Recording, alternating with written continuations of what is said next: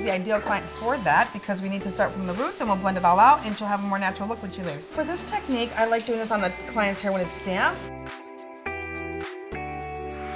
So I know that you use Schwarzkopf color already. Have you tried the new Schwarzkopf TBH? No, I haven't. TBH is Schwarzkopf's newest line, True Beautiful Honest, and has multi-dimensional coverage. What that means is it's got a lower ammonia content.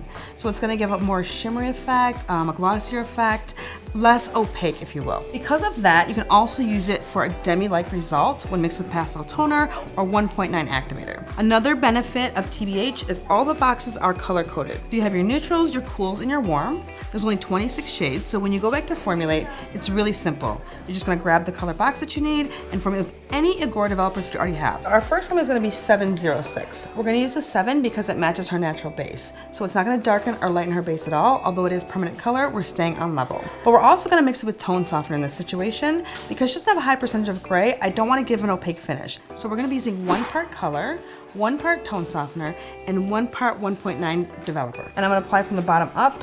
So we're gonna go here, and I'm gonna tap that in where we want a demarcation.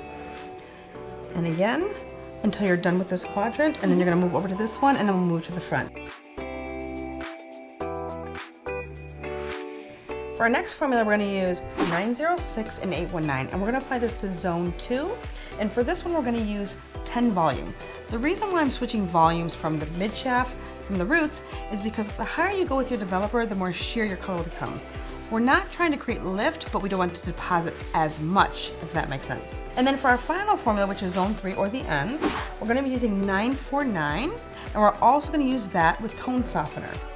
Again, we're gonna be using a 15 volume. Now the reason why we increased in this one is because in her last area, which would be called zone 3, her ends are a little bit darker than the top of her hair. So I'm hoping that because we have a permanent color, we can shift or brighten that blonde just a little bit more by increasing our volume.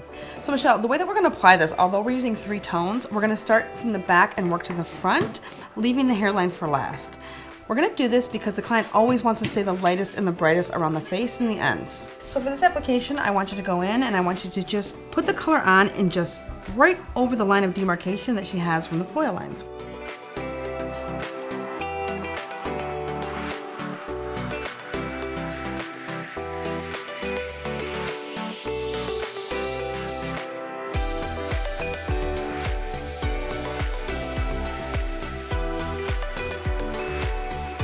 So here's our finished model, Amanda. I think it looks great. We definitely were able to do exactly what she wanted.